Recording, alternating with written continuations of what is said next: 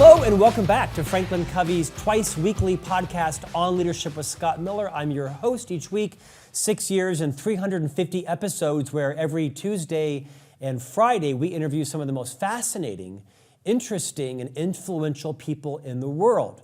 It could be experts in leadership or AI. Sometimes it's around building culture or marketing.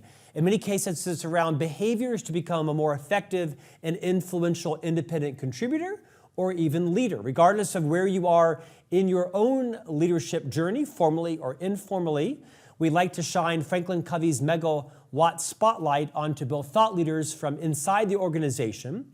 Perhaps it's Ann Chow, Stephen M.R. Covey, Chris McChesney, Corey Kogan, and others. Or perhaps, like today, is someone outside the organization that we think can inspire you to greatness in your life. Today we have Aaron Ralston. Now, he may not be a household name, but as soon as you hear his story, you will know exactly who he is. He's authored a book. He's had a major motion picture based on his life. He is a keynote speaker around the world. In just a moment, I'm going to introduce his story to you. However, for some suspense, we'll keep you hanging. Aaron Ralston, welcome to On Leadership. It's great to be with you, Scott. Thanks so much. Aaron, great to have you here. We taped this podcast from Salt Lake City. You have a very memorable experience from your time in Utah. You are originally trained and educated as a mechanical engineer. You retired very shortly into a very successful career and decided to pursue other things. One of those things was, of course, mountain climbing and rock climbing. 20 years ago, just this past spring, you had an incident where your arm was trapped by a boulder, and you are known now to the world as the Aaron who literally cut his arm off to escape and live. Most people know James Franco played your character in a major motion picture. There's a book that you've written. Let's talk about that journey, but maybe you would rewind, because who doesn't want to hear the fascinating journey of deciding to save your life by saving yourself from your arm.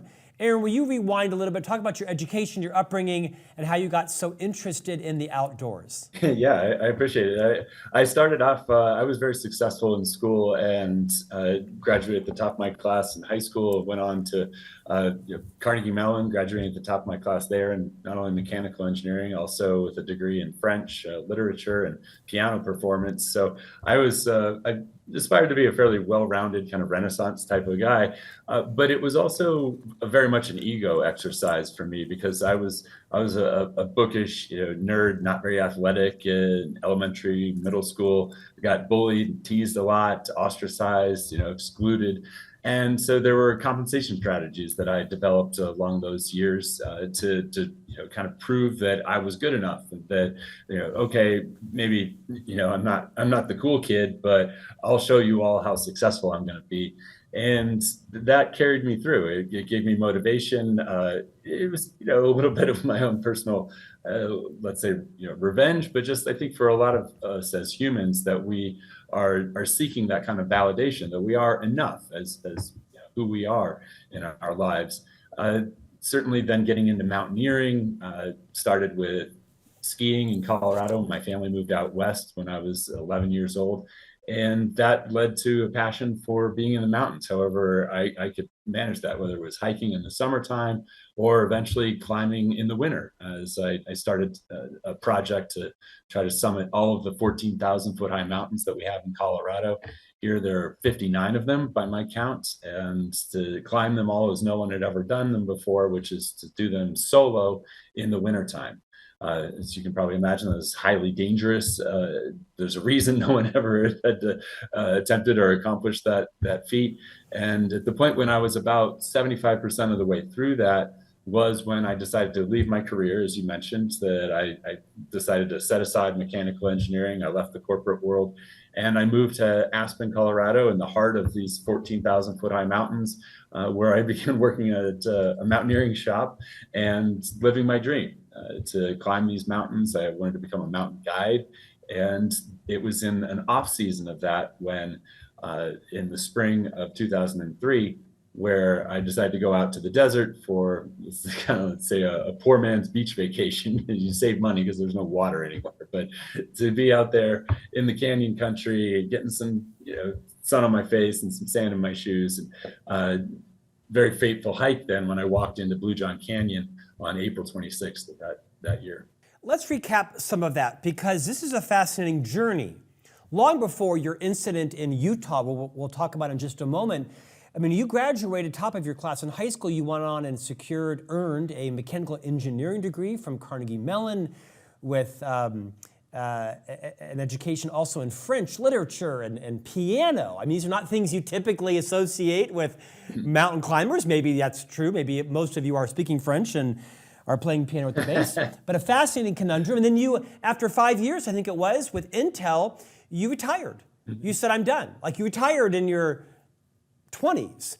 And you said, I'm done. And you made some vows to yourself that you were going to live a different life. And so you decided to climb mountains and descent and ascent. And then something fateful happened on a descent in 2003. Here you are in southern Utah in an area known as Blue John Canyon. And I'd love to just sit back and have you share this story, because I think it's best that I just be quiet and have you talk for a little bit, because people are going to be interested in what led up to this incident, what was going through your mind. Talk about the number of days and share as much detail as you're willing to. Yeah, of course. And it is a story that people generally know the outcome of what happened. So spoiler alert, I'm the guy that cut his arm off. But as I tell this story, my emphasis is on the fact that I'm the guy who was smiling when he cut his arm off, and that smile is what makes all the difference in what this story means, not just to me, but I think to other people. And so as I go through this, I like for people to reflect about the boulders that are in their lives as I make a metaphor about it, that there are adversities and challenges all around us that we're dealing with. I'm right now still in the midst of an ongoing custody issues with my kids. That I've lost my dad to a disease 5 years ago. It was just his birthday a week ago. I was reflecting and remembering him. But it was my dad who also taught me that it's not what happens to us, it's how we respond. That's how we get to define our lives. And the response, the mindset, the choices that we make about what does befall us and how we're going to use it to grow, that's hopefully what I'd ask the listeners, the viewers here to reflect about whatever it is that feels like is burdening them, that's crushing them, that's sucking the life force out of them, to also maybe even consider that it could be something that is going to help you grow, that might even be something that you could reflect on in the future to be grateful for, and thereby to perhaps shift your mindset around, instead of resisting it, to welcome it and to even be grateful for it. So, again, to come back to that smile. But yeah, I started out on this hike back in late April 2003 on some vacation time from when I was living in Aspen. I drove it's really only about 3.5 hours or so to get from the mountains out to the desert. And I had a 5-day vacation. I was mountain biking and exploring other canyons. But by Saturday, the third day of my vacation, I was out in Blue John Canyon, named for one of the henchmen of Butch Cassidy's gang. He had one blue eye and one brown eye, so Blue John was his name. And this was a canyon that they would rendezvous in after holding up a bank or stealing some horses, robbing a train, that they'd ride out into the desert, rendezvous in this this hole in the earth, and outlast the vigilante posses coming for them. So as remote an area still today as it was 130 years ago, I biked for about 15 miles from where I left my vehicle in order to get to the head of the canyon. And then I was going to hike 15 miles down through the canyon to get back to my truck by the end of the day. So I am out in the desert, marching along. It's about noon. I drop into the canyon after the bike ride is done. I come across 2 young women, Megan and Christy, who were out from Outward Bound. They were working for an outfitter company, an adventure of their own. We joined up for 5 miles or so through the main slot of Blue John, where it's only really about 3 feet across in places. It's 100 feet deep, 10 stories up to the very narrow sliver of sky that you can see up there. That we were having a great time for a couple hours. We're moving along. I tried to get them to continue down, keep going all the way back to where my vehicle was. They tried to get me to come out with them. So we parted ways, made a plan to get together the following day, but I was now on my own. And mid-afternoon, about 2:45, I get to the lower slot of Blue John in the main fork there. Here it's, again, just barely more than shoulder width and 4-5 stories deep. I dropped to a spot where there's about a 12-foot dry waterfall. Of course, these canyons are the storm drains of the desert when there's a big thunderhead that comes along, a monsoon. And this day it was bluebird skies. It was about 80 degrees out, but much cooler down in the slot. Kind of the wine cellar effect of being down in the earth like that.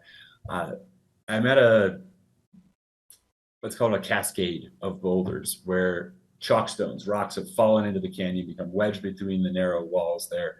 And if you can think of it almost like a staircase of boulders in front of me at my feet to the 12-foot drop off there at the bottom where the continuing canyon floor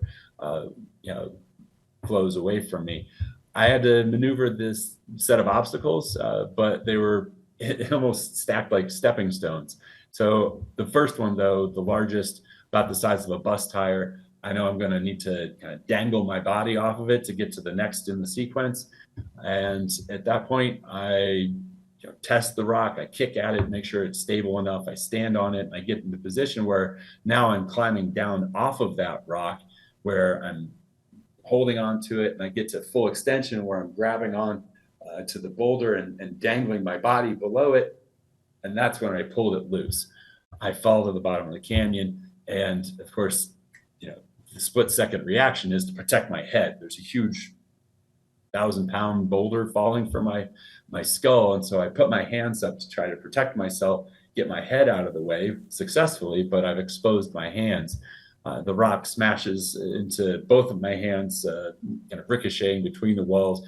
And my right arm pushing, probably because it was my dominant hand pushing harder than my left, it slips into a gap between the boulder and the wall of the canyon, just as that rock then slams down in front of my chest and becomes wedged once more, as it had been between the walls of the canyon, but now it's ensnared my arm into this impossibly small shadow between the boulder and the canyon wall.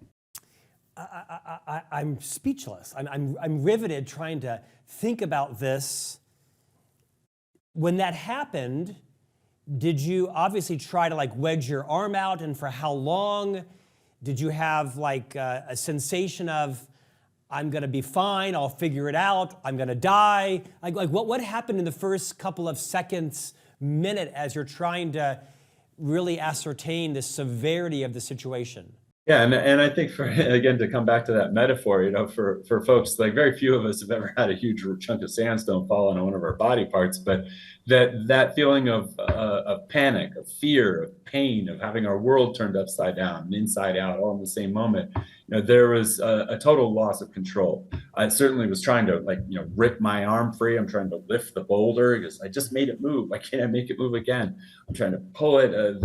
I was in a fury, and this rage went on for 15 minutes, a half an hour, 45 minutes, before I was ultimately finally able to stop and to take a few deep breaths. And this is I think it's a very fundamental and basic rubric for kind of a crisis management response, that to stop, and it's STOP, to stop, take those breaths, think, get back into your functioning, rational, problem-solving mind, which as a mechanical engineer is very much a strong suit for me. O is to make some observations, come up with some options, and P, decide on a plan. So as I'm going through that, it was still within the first hour that I even said out loud, Aaron, you're gonna have to cut your arm off. I didn't want to. It freaked me out. I even said like, I don't want to cut my arm off.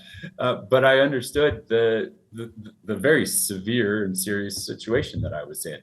That if I was otherwise uninjured, aside from my trapped hand, but of course, not being able to extricate myself, I'd never be able to get out of there. I had 1 liter of water when I became trapped. You need more like a gallon to survive for every 24 hours that you're out in the desert.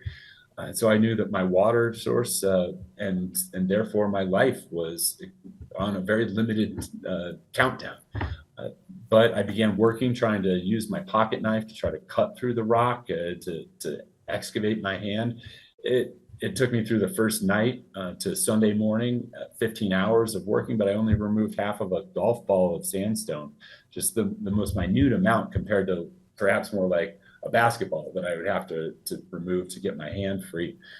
I knew I didn't have time to keep working on that. That option was out.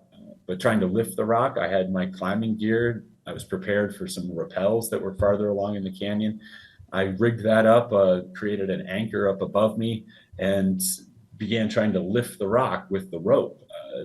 But I didn't have a steel cable. I wasn't using actual pulleys.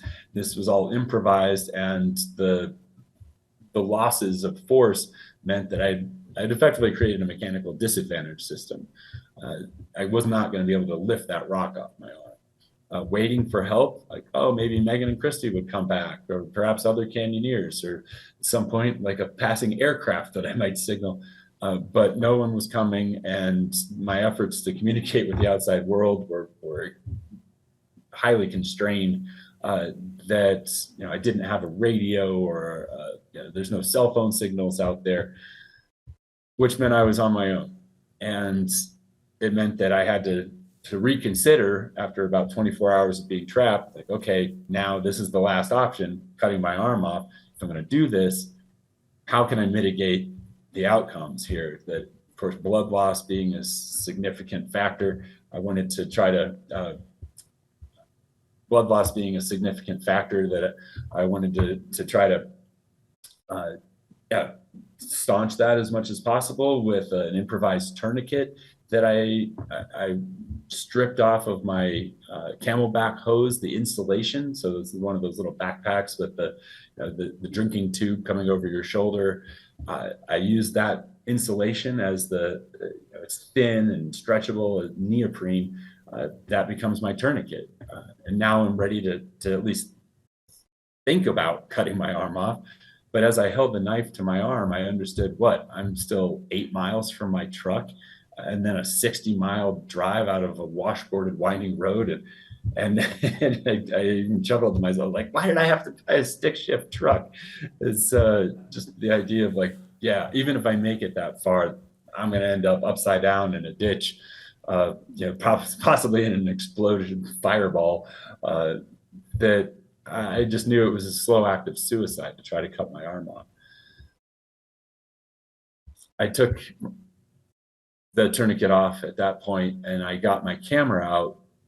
And at that, I was able to look into the lens and talk to my family, say my goodbyes, tell them I loved them, that I was sorry, that I was grateful and thankful for everything that they'd contributed to my life.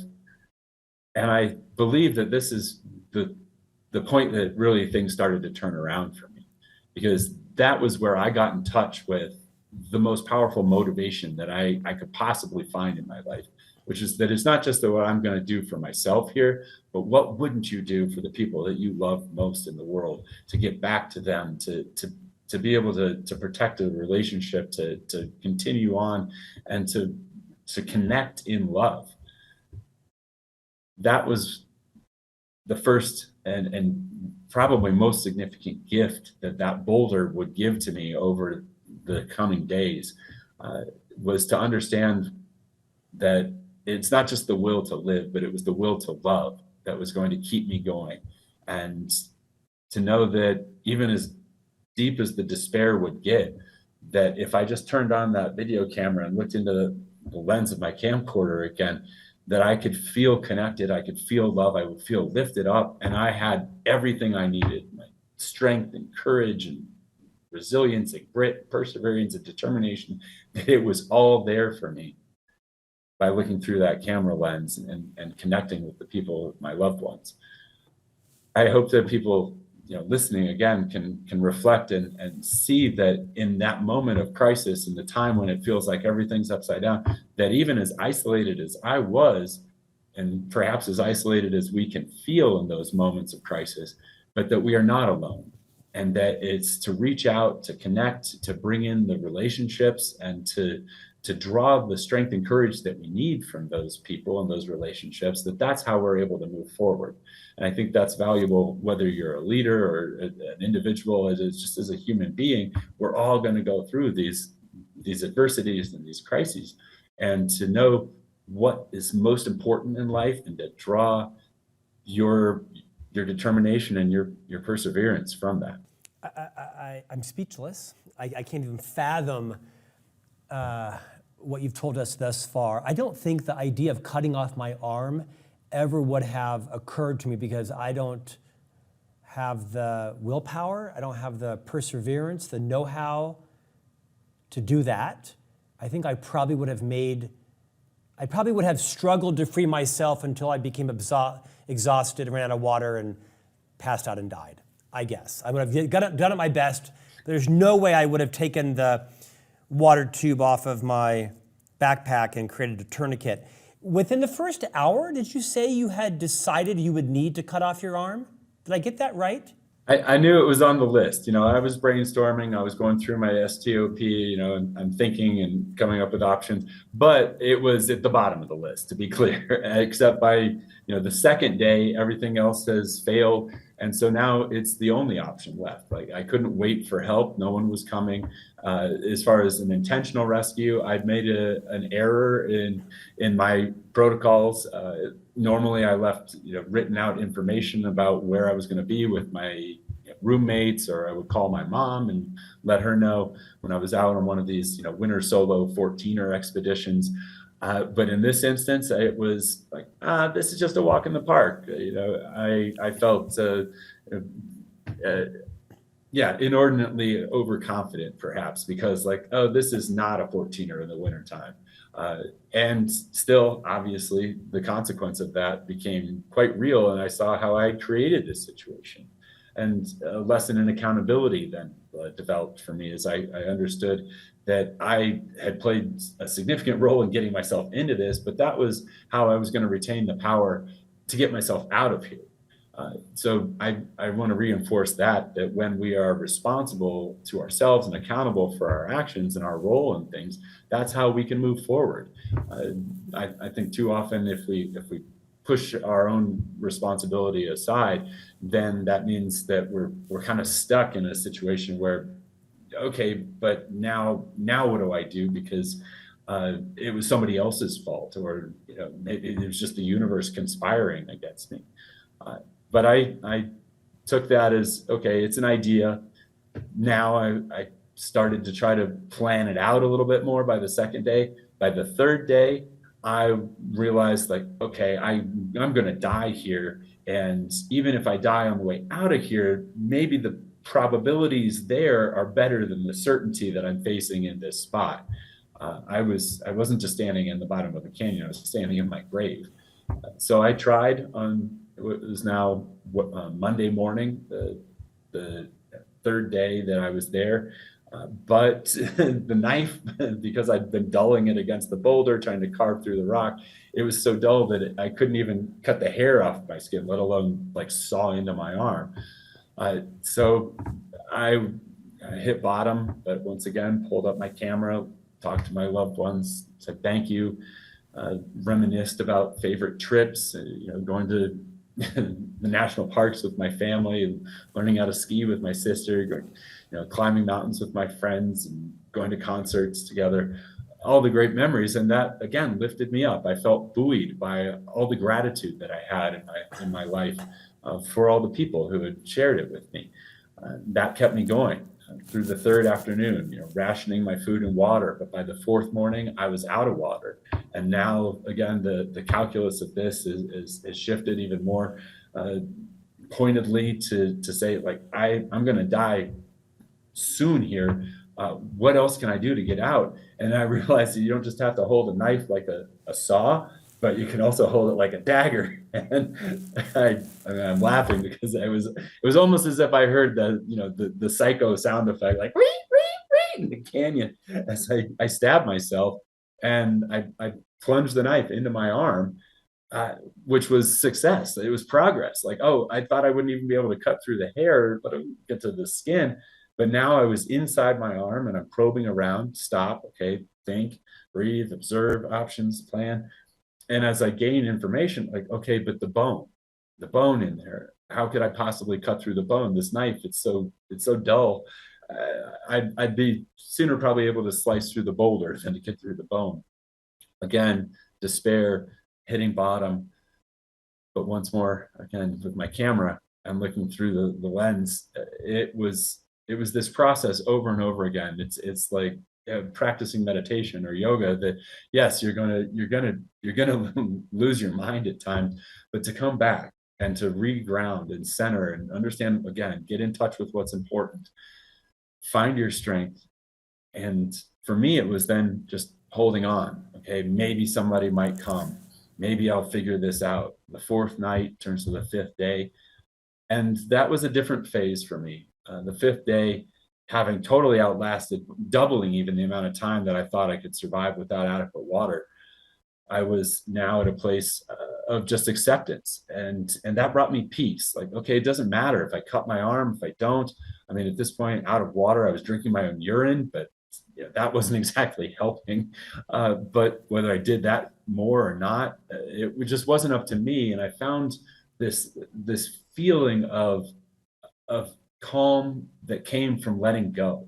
And I hadn't let go of hope, but I was letting go of control.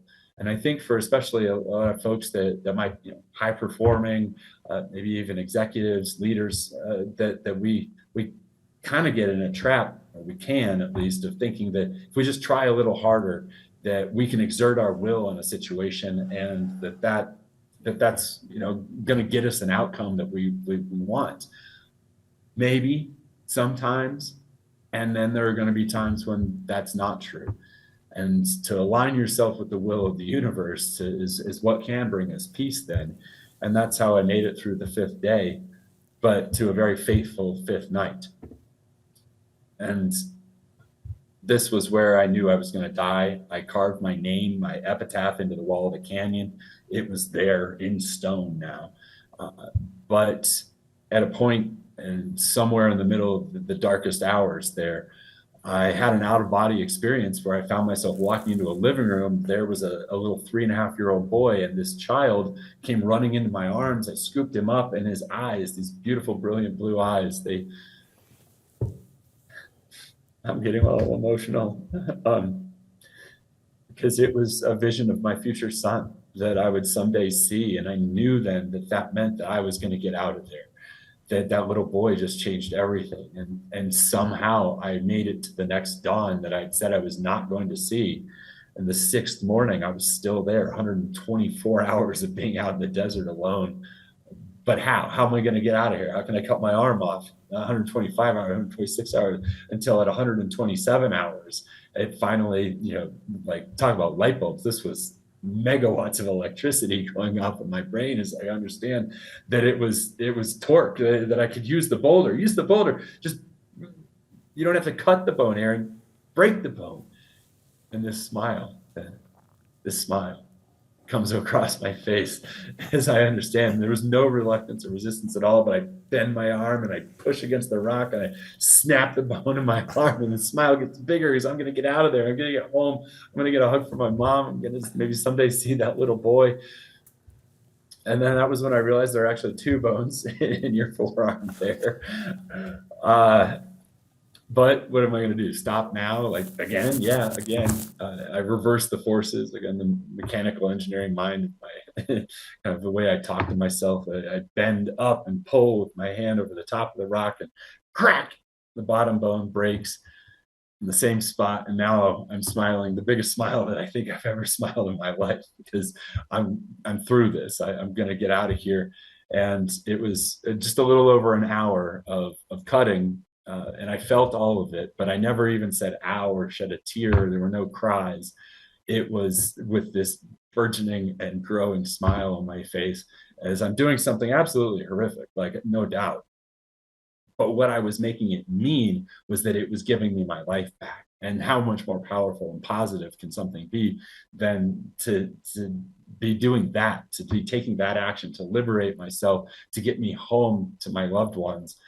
And in those final moments, then it was to cut through the nerve, like an order of magnitude more intense than anything I've ever felt in my life.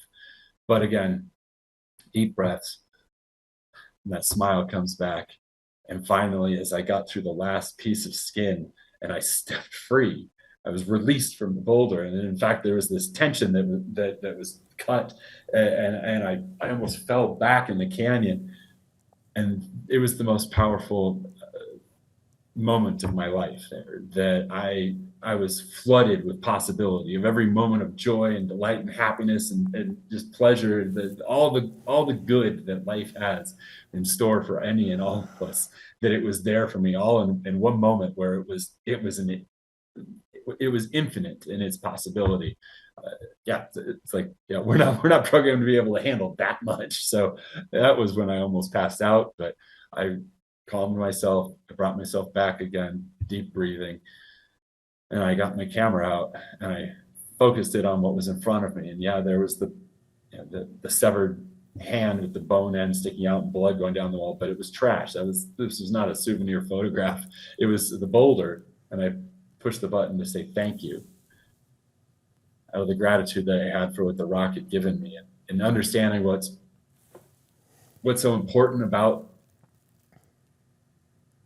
the values in my life, the relationships, the people that gave me the strength to do all of this, to understand the possibilities in my life of that I was much more capable than I could possibly imagine myself of being, and to understand that smile, that even in the most extraordinary of times, that still that really our mind is wow, just like that, it's that strong that we might even be able to be smiling at something. It's just that outlandish, that crazy. It was not over at that point, but certainly the escape, eventually the rescue that would happen. I would have to hike for 5 miles, 6 miles, 7 miles, and after 5 hours of trying to escape, finally a helicopter flew over, landed, plucked me out of the canyon, and I knew that it wasn't just a black helicopter, but it was my mom, who had coordinated an entire search and rescue operation that got me out of there, not even knowing what state I was in. I mean, the miracle of this is just is beyond comprehension. But that within minutes of me bleeding to death and minutes of that helicopter running out of fuel, they got me to the hospital, and my life was saved. Aaron, I mean, I almost passed out twice listening to this story. I had to grip the table because it's incomprehensible. I mean, this could be a 3-hour interview. All of our listeners right now are going through the same emotion that I am, which is indescribable. I mean, Herculean, fantastical, macabre, desperate, heroic. What do you want everyone listening and watching today to do differently after having listened to your perseverance during those 127 hours? Everyone's got a creditor who's calling them for a bill that's late. Everyone's got a job they're struggling with, or an interpersonal problem, a health issue, some issue that seems insurmountable. What do you want people to do differently, to how to believe in themselves as a result of listening to this story that leaves anyone speechless? I appreciate that question, especially because it for me, the meaning in all of this is that we get to choose what we're going to do with all of those challenges like that you were just talking about, or what I get to do with the challenges in my life. I have mental health issues, dealing with depression and anxiety, as I have for most of my adulthood. I've mentioned, that there's legal and custody stuff. Of course, just being a parent and trying to raise two kids, especially as one of them's a teenager now, like that, all of these boulders that are all around us, and that they're going to keep coming. So we get to choose what we're going to do with them. And if all we do is experience the burden of them, and we can't find meaning or purpose in them, then yeah, that's just stress. And you can only deal with so much stress.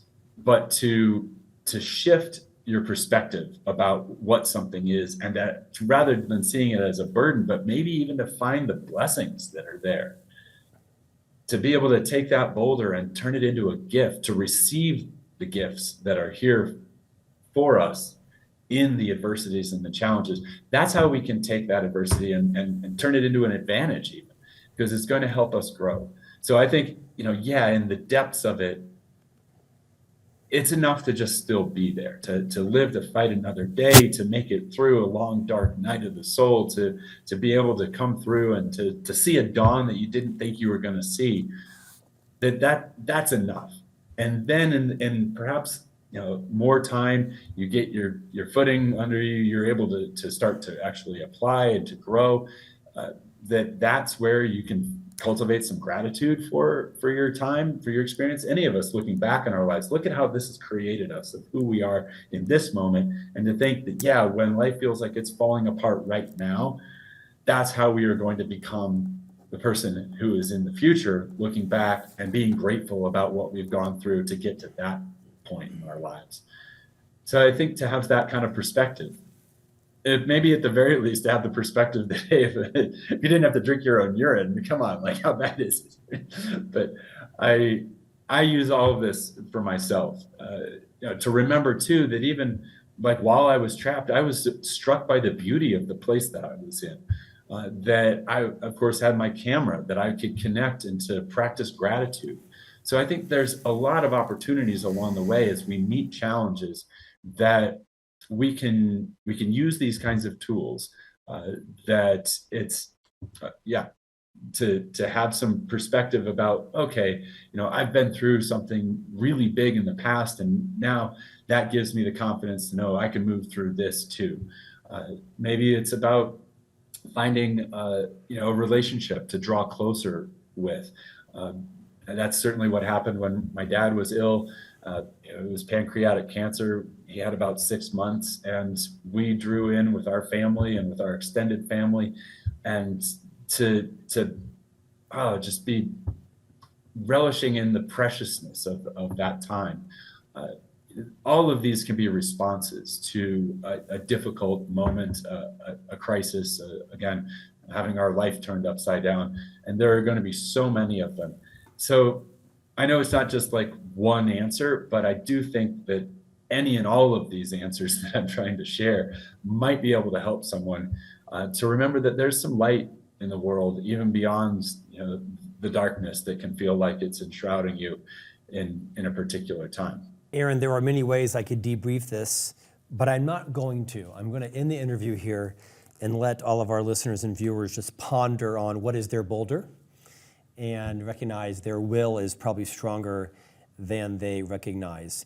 Aaron Ralston, your book is 127 hours, has turned into a major motion picture, was a New York Times bestselling author. You are in a frequently demanding position as a keynote speaker. I can imagine all the organizations that are listening to this story and want to hire you to do just that. If someone wants to learn more about you or how to work with you, what's the best way for people to contact you? Through either Kepler Speakers, that's my agency, my bureau for speaking events. They coordinate all of that for me. And also my own personal website, AaronRalstonSpeaker.com, has links both to Kepler and as well as information contacts. So I definitely appreciate the chance to share my story. And I guess I just want to summarize it, is that with the love our relationships, that's what gives us that strength and courage to make the transformation of those boulders and turn them into the blessings in our lives. So I hope people will take that and be able to implement it when they encounter their next greatest adversity too. Aaron, you may not be a great mountain climber, but you're a great storyteller. No, I appreciate it. I'm kidding. You obviously are extraordinarily talented. Thanks for your time today. Appreciate it. Yeah, no, my pleasure so much. Thank you, Scott. And we'll see you back here next week for a new conversation on survivorship. I mean leadership.